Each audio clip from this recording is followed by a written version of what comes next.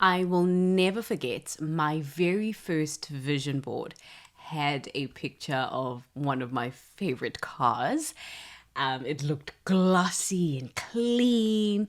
It had a picture of a beautiful large property that was supposed to be my home in the next few years. I remember I had a picture of someone who was doing yoga that looked just so perfect at the time. I had so many pictures on my vision board that were associated with this perfect life that I wanted to live. And I told myself that I just can't wait to get there. I can't wait to be that person. I can't wait to arrive. And over the years, unlearners, I have realized one main thing is that we never ever arrive. Now, that's probably not the best news to hear, but you may have realized this too. I think that all unlearners get to a place where we realize that there is no arriving per se. Yes, we're always expanding in who we are becoming, and you may achieve a certain set goal, but we can never really say we've arrived, and so we're going to put down all of our tools and just rest. Today's conversation on the Unlearners podcast is about exactly that. How do you build the mindset of understanding that you never really arrive, but you're always becoming? How do you become okay with that? But also, what are the tools and strategies that we can use, whether it's questions we can ask, strategies we can employ, that will really help us to be the kind of people that accept that hold space for ourselves in our imperfection that is perfect, but also how do we move into a place where we can do that and maintain it. So let's have a conversation today about the fact that we never arrive, but we're always arriving somewhere exciting, somewhere new at any given time. Welcome to the Unlearners podcast, and thank you for joining us. The Unlearners. Learn, change, the unlearn. I think if you take one courageous step at a time, it's going to be such the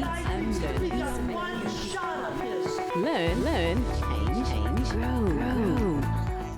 I love this because when I was growing up, I remember I've always been, and anyone who knows me personally, especially in my youth, I mean, I still consider myself fairly young.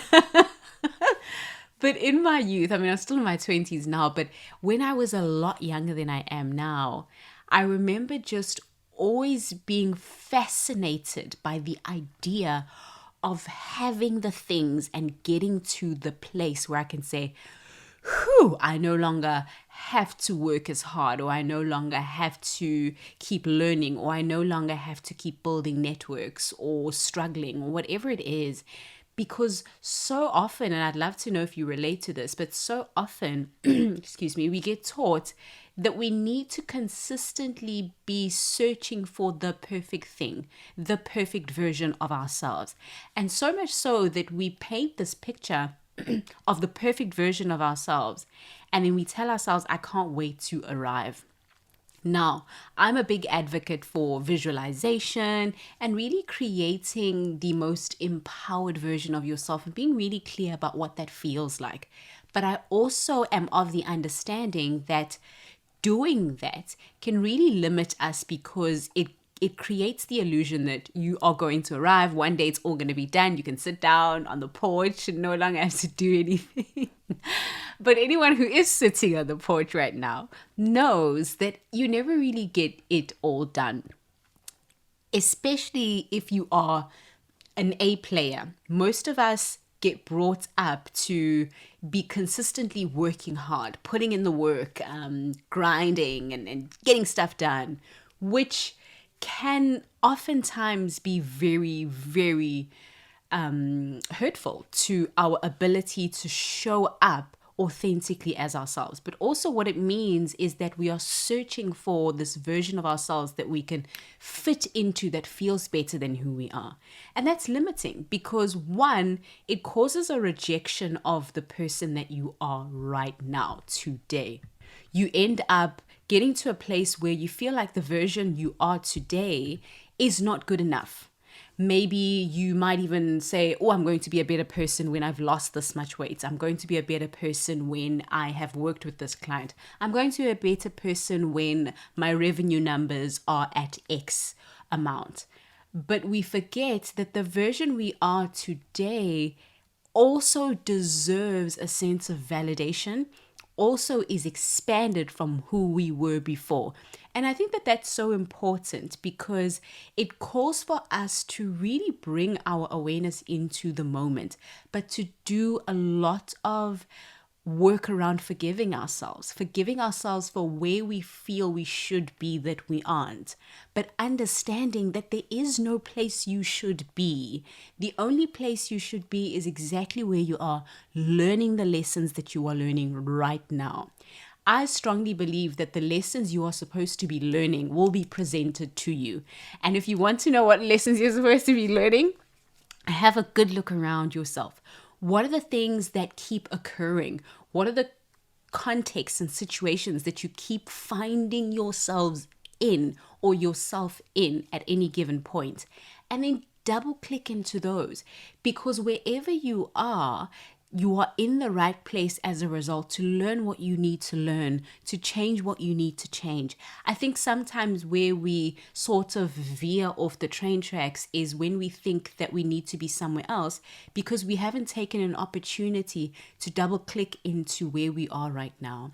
If you have a look around you, your current situation, the people you spend most of your time with, the situation you're currently in, whether it's at work, in your business, with your family, all of those lessons that you need to learn where you are right there. So much so that when you learn those lessons, you then move on to a different place where you can start to learn new lessons.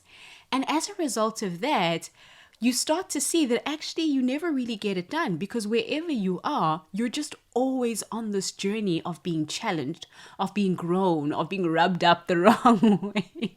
And so I think for me, this is one of the reasons why I can definitely relate to that idea of how you either win or you learn. I believe that even in winning, there is some learning, but definitely not as much learning as we get when we are challenged. When we are challenged to grow, when we're rubbed up the wrong way and things don't feel too comfortable. So in any given situation, sometimes we feel that we are missing the mark. We are not doing as well as we could have done. Oh, it's a horrible challenge. Maybe I didn't get the grade I was supposed to get, or the business didn't do as well as it was supposed to do. Those moments are a huge, huge gift. I remember I was watching this really exciting documentary once, and the individual that was part of the documentary was mentioning a very, very trying situation that they went through and how tough it was.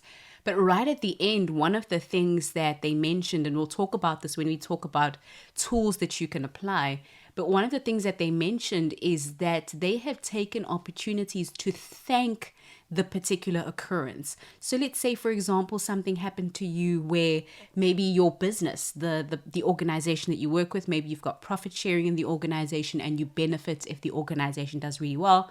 But sadly, in this particular month, it didn't quite happen. So you felt really, really, really upset about it. That situation, although horrible as we can perceive it, has so many lessons in there for you to take stock of. And I'd like you to think maybe just a little bit about how if those situations and challenges hadn't happened, you would not have become the person who learned the lesson and then improved and learned. Because oftentimes we think we want everything to be smooth sailing and amazing and great and awesome. But there's very little that we learn there. There's very little that we go back and shift and change. Think about it. Let's go back to that example of things not working so well at work, for example. In that situation, you are able to go back and say, okay, what is it that I can tweak? Is it the way that I've been communicating with the amazing people I work with? Is it how I actually execute my work, my function, whatever it is that I do on a day to day? Is it a matter of equipping myself with greater skills, expertise, and capabilities? And then you start to actually work at that. In that process of completing those things and working ahead and learning, you become a more empowered version of yourself. Had you not come into that challenged you to do those things, you would still be you. Yes, you would be slightly changed. You probably would be a little bit more proud of yourself because things would have gone well, but you would not have challenged who you were. And I think that when we understand that, we're able to really do what this person does. We're able to look at some of our biggest, most sad, most catastrophic, most traumatic experiences. We're able to look at them and say, wow, that was tough. But thank you. Thank you for the person you allowed me to be. Thank you for the person that I became as a result of what this challenge taught me, as a result of how I had to shift and learn and grow through this challenge. Now, that's a very, very tough place to get to. And often when we go through what we go through, that's not the first thing we think about. I mean, when we lose people we care about or something tragic occurs in our lives, it's the last thing we're thinking about to say thank you to that challenge. We would much rather say other words that are not as cute, that are not as sweet and not as kind. But the beautiful thing about the journey of unlearning is that it's almost a journey of healing where you're able to unravel and allow this beautiful sense of introspection and self-awareness to happen within you. Once you have validated your emotions, you've processed your emotions, the process of unlearning says, how do I then come back into myself and think about how I can put in some of those measures that help me to take stock, that help me to forgive the version of myself that I was. Because like Maya Angelou says, when you know better, you do better. And the version of yourself that was in that situation yesterday is not the same as today. So it is on us to give that version a hug and say, I get it. You did what you could with what you had access to, because if you had known better, you would have done better. And sometimes we say to ourselves, I remember something happened to me actually the other day that I can share as an example. Something actually quite traumatic. So I won't share too much of the details because I don't want to spread that energy through to you. But we got into this horrible incident on the freeway, and it was just really, really like very now I'm thinking about it again, but it was one of those experiences that even when you go to bed the next few nights, you just keep seeing it. And throughout the day, it was bloody, it was just intense.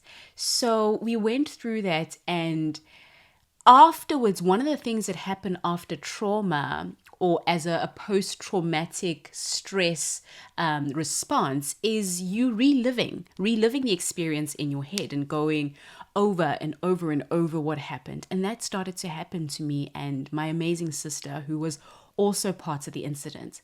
And it happened over and over again. And one of the things we say to ourselves, and you probably know this from when you've been in this situation or situations that are similar, is you keep saying to yourself, oh, I could have done this. Oh, what if I had done that? Why did I not do this thing when I noticed that this person was doing that? I could have. And you literally torture yourself with that I could have thinking. Now, the reason why I share that is because unless we get to a place where we can forgive that version of ourselves who actually, you say you knew better, but if you did, you would have done it in a way. Yes, the situation may not have allowed, but it's so important for us to just say, it's okay. With what I knew and what I had and what I could think of at the time, that's what I did. And it's okay. How do I build a foundation around myself or hold space for myself today to show up in a different, more empowered way in the future. And that needs a lot. It needs a lot. And here's what that means in essence. It really means, firstly, making room for being wrong. This idea of not necessarily arriving somewhere, but always being on a continuous, ongoing journey of continuous improvement means making room for being wrong and saying, I'm okay with being wrong. Almost getting to the place where you understand that nothing is ever really wrong. Remember, we spoke about how you win or you learn. It's that whole idea that even when I make a mistake or something goes wrong, it's not really going wrong. I'm getting an opportunity to learn what it looks like. I love the quote that is attributed to Thomas Edison. It says, the light bulb process, this is me paraphrasing, didn't fail because he had about 1,000 attempts. He says it didn't fail, but it just had 1,000 steps. The invention of the light bulb just had 1,000 steps. Apologies to everyone who knows what it is. I'm just paraphrasing here. But the big idea is that you haven't failed. You had to go through those steps in the journey of becoming, and each and every step was you. None of them were less you than you are now. This is really deep stuff.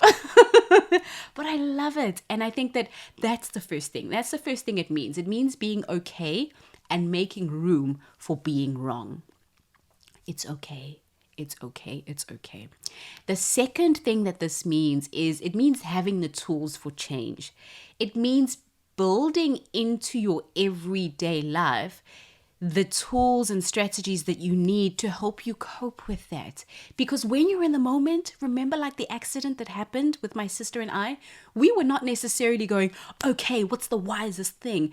Because our defaults kick in when we are faced with traumatic experiences.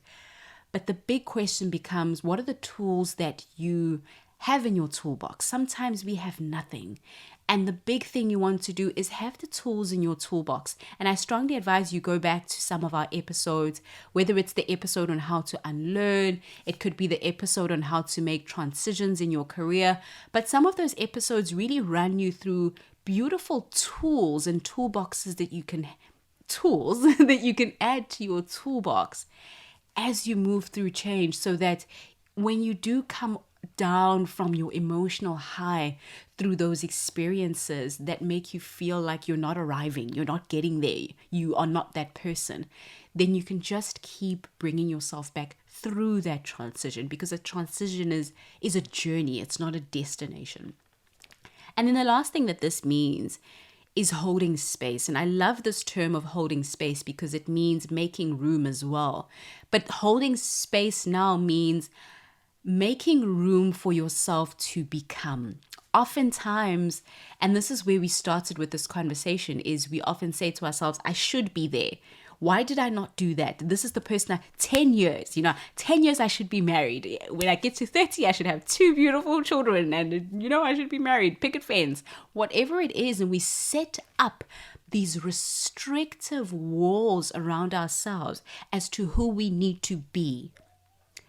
But the beautiful thing is that there is no obligation. Often those unwritten rules have been set up around us by society, by our families, by groups we've been socialized by over time. But to hold space for yourself means be the person you feel safe around, so that when you change, you don't feel like you're alone. Be, do, have. Not have, do, be.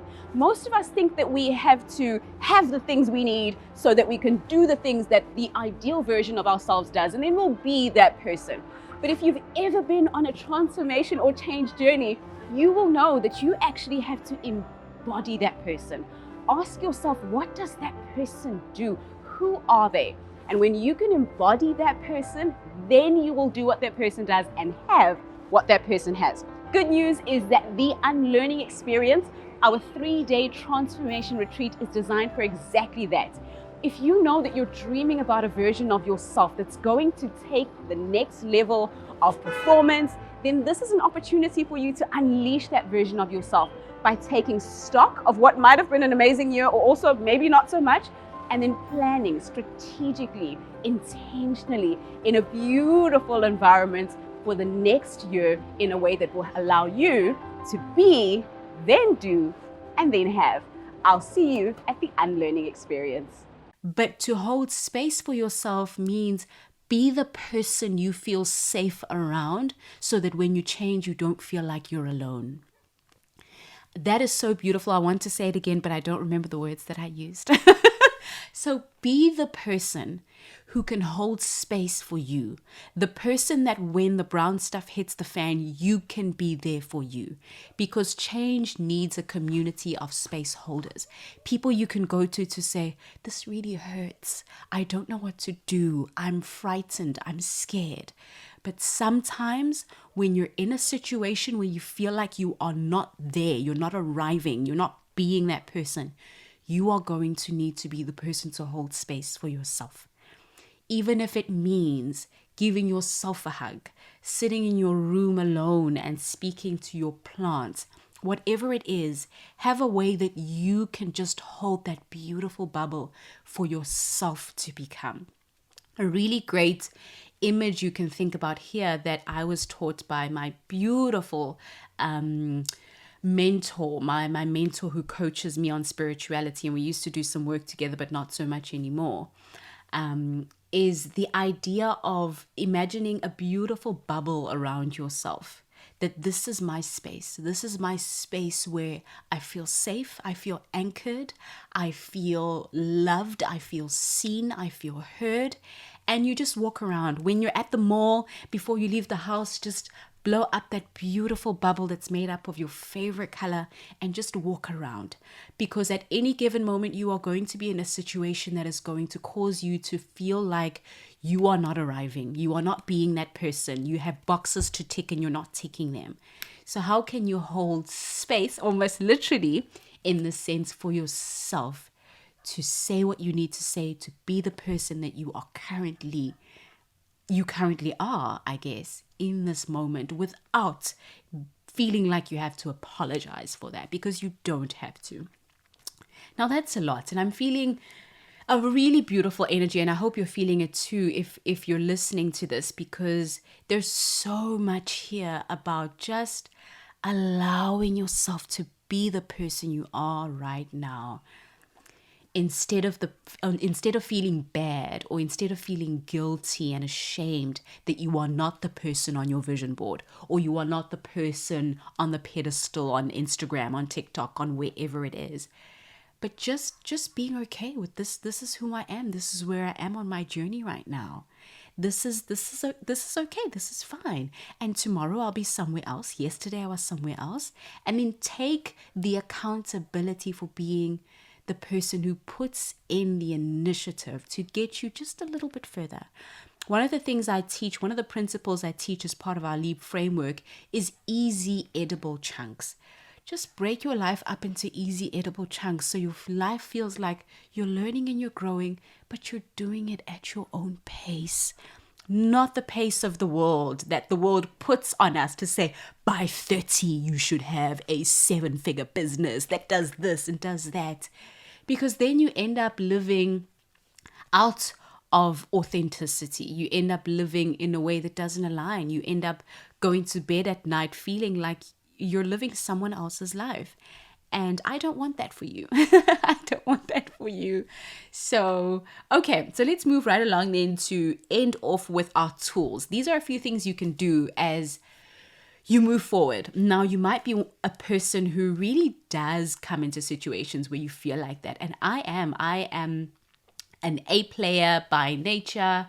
I am very goal oriented. I spend a lot of time in my head brain. And I'm working now is definitely one of my big goals. You see me using the word goals again, but it's definitely one of the things that I am working on to jump more into my heart and into my gut when I make decisions, when I live out my life, when I have conversations with the people I say I care about, is doing that. So if you are similar, or if you find that you are someone who also spends a lot of time in their head, This is going to be very helpful for you. Let's talk about some tools you can use for the moments when you feel like you just are not arriving. You are not that person. You are falling short. You are missing the mark, whatever it is. Firstly, it's not true. Like we spent literally the whole episode just demystifying that. It's not true. It's not true. It's not true. So what are the tools then that you can use to reframe? Because a big part of unlearning is reframing things from the perspective that you think they appear from into a different way of perceiving them. So these are the tools that you can use. The very first one is, and you might scoff at this one, it's got a bad rep in some circles, but I think that if it aligns with yourself, you take the tool, you use it. If it doesn't align with you, it's fine. Nothing's going to go wrong. It's fine. Just let it go. You don't have to take it.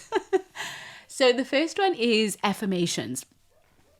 And the way that you can use affirmations as a tool for reframing, especially in this instance, is just to reassure yourself. Saying little phrases to yourself on a consistent basis that help to anchor you in your truth, anchor you in the person you currently are, is very, very helpful. For example, with myself, when the pandemic started and I completely freaked out because I just left my teaching job, I felt like I was never going to be that amazing person that I wanted to become. And it just felt like the world was crumbling. I listened to an amazing podcast, and the speaker on the podcast said something along the lines of playing the long game. And I'd never heard that term the way I heard it that day. He said, it was actually Gary Vaynerchuk. He said, play the long game in entrepreneurship, because everyone wants a shortcut. And if you can be the person who just consistently puts their head down, gets things done, puts in the work consistently, you will reap the benefits in due course, actually all the time, over time. And that was such a beautiful awakening for me that I took that and I made it my affirmation. Every now and again, when I would freak out about how, I've been posting on social media, it's not working, or whatever it was that was just making me feel like I would never arrive, or I was never arriving, or I wasn't that person. Something that reminded me that every single day I am that person. I'm different versions of that person. I am that person now. I don't have to wait. It's that idea of the long game. So I would just always say, Zanele, you're playing the long game. We're playing the long game. Keep your head in the game. This is the long game. And every single time I say that, it just encourages me like nothing else does. So that's the first one. Affirmations. Find an affirmation that works for you, that anchors you and really helps you to feel like you are that person today. Who you are today is worthy of love, worthy of validation, just as much as any other version. Because you are becoming. You are always becoming. Even on your deathbed, you will still be becoming. Sorry for that thought. And the next one we can try is vision work. Vision work is very powerful, but I'd like you to think about it in the sense that, yes, you have this big idea of the person that you are becoming, maybe the most empowered version of them. You can visualize that, and that's really, really great. But I'd like to invite you to take it just a step further, to say to yourself, in what way can I be that person today? If you think about that person, maybe they wake up and they drink a glass of water before they drink coffee every day, and you go, ooh, I can't wait to drink a glass of water. I would like you to ask yourself, what are the things I can do today that will already bring me closer to being that person, that will literally make me that person now? Because when you put that version of yourself so far out into the future, you will always feel like a failure because you will never be there. Unless you literally sit down and you say, practically, what are the things I can do today to be that person?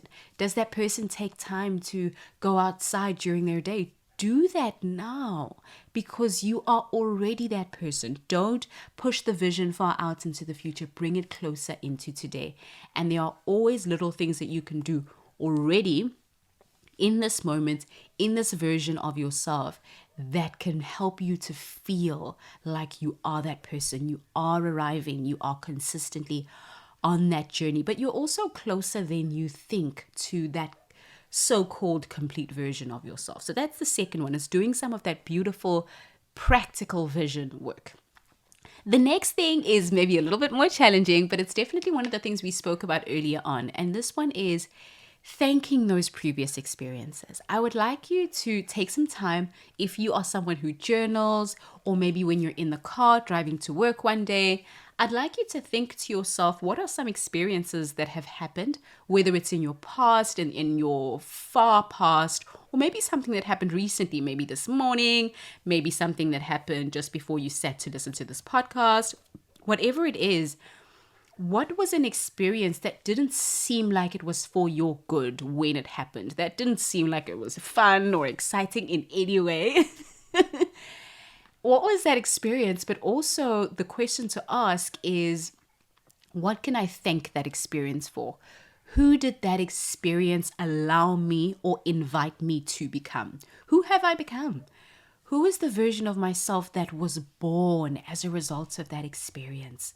Now, if I look back at the freeway incident, that was horrid at the time. When it happened, I was shaking. I had blood all over my hand. And I remember I just sat there and I went, what in the world just happened?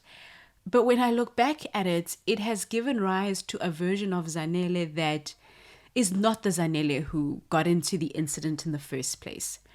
This version of myself is definitely a lot more careful, is definitely a lot more strategic, is definitely a lot more empathetic towards people who are on the other side of where I am now. I consider myself to be very privileged, but I'm a lot more empathetic towards people. I have so many different things that I can think about now that I don't have then. I'm a lot more cautious with regards to how I set up my digital life compared to then. So there's so much that I can say, okay, thank you. I know it hurts at the time, and I know it still hurts sometimes when I think about it, but I acknowledge the lessons. I glean the lessons from the experience, which is such a powerful gift you give to yourself. And it reminds me of that beautiful phrase. It says that forgiveness is not a gift is not something you do for the perpetrator or the person who wronged you or the person who did something that was hurtful. Forgiveness is a gift that you give yourself. It's something that is a gift to you. And learning is the same. Learning and gleaning lessons and all of the hidden gems from an experience is a gift you give to you, because then you move on stronger. Imagine going into war and just coming out better. That's what that can do. So thanking your old experiences is a really challenging one, but I promise you there is so much value in the person you become as a result.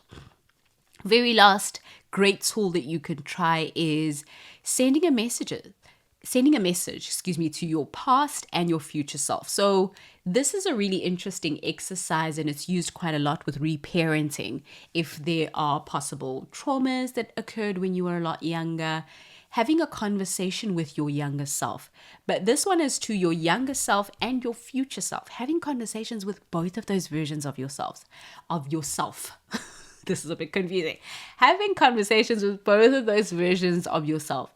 The past version of yourself, it could be a conversation where you sit, you close your eyes, you can keep your eyes open and imagine that younger version of you standing in front of you. Whatever age you feel is appropriate, having a conversation with that version of yourself. What do they need to hear? How do they need to be consoled? How do they need to be reaffirmed? And also, what would you say to them that they needed to hear at the time? What do you feel is the conversation that needs to be had that you may not have realized at the time is important for you? Maybe now you've got a different perspective around life, around your parents, around so many other things. And that conversation is one. The other one then is one with your future self. Bring your future self in one day and have that conversation with your future self. What is it that you feel in this version of you want to say to your future self Do you want to congratulate your future self? Do you want to have a conversation with your future self where you affirm your future self? Do you want to have a conversation with your future self where you console your future self to say, I'm trying what I can with where I am right now. I am consistently becoming you.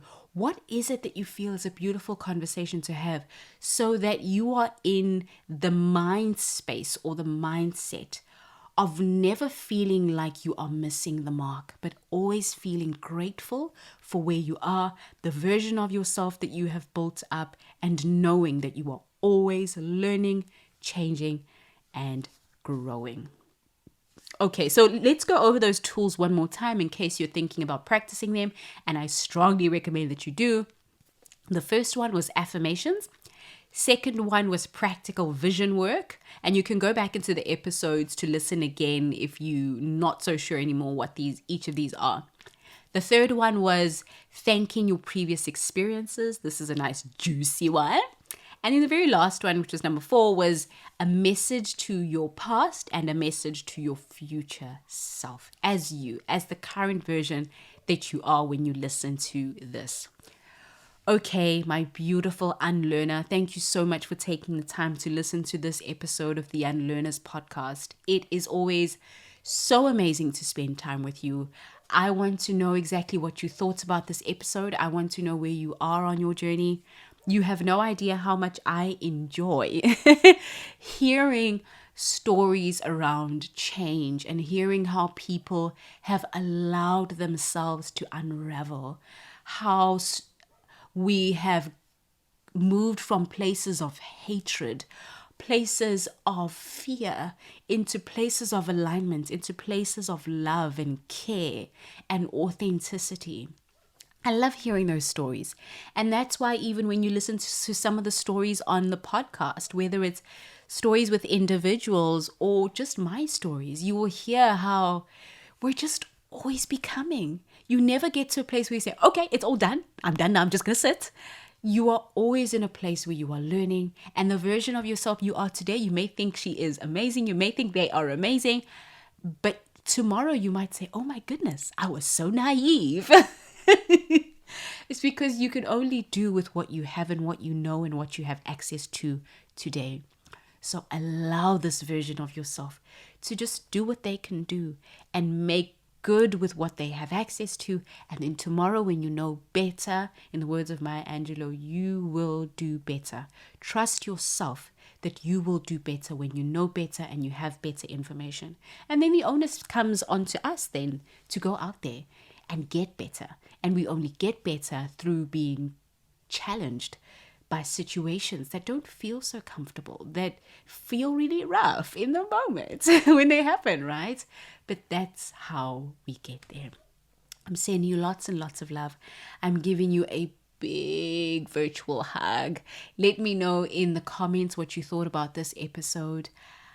Oh, I wish I could go on and on because this is so good. Share with me your stories, your journeys, and where you've been. What's your unlearning journey been? How have you come to terms with the fact that you're always arriving? How have you made peace with that in a world of A players who have goals and punish themselves for not being good enough? How do you do it? What does it look like for you? I love you. I'm sending you hugs once again. Let me go before this drags on for too long. Okay, bye my precious unlearner. Thank you so much. I'll see you on the next episode of The Unlearners podcast. The Unlearners. Learn, change, The Unlearner. I think if you take one courageous step at a time, it's going to be such a The Unlearner. Learn, change, grow.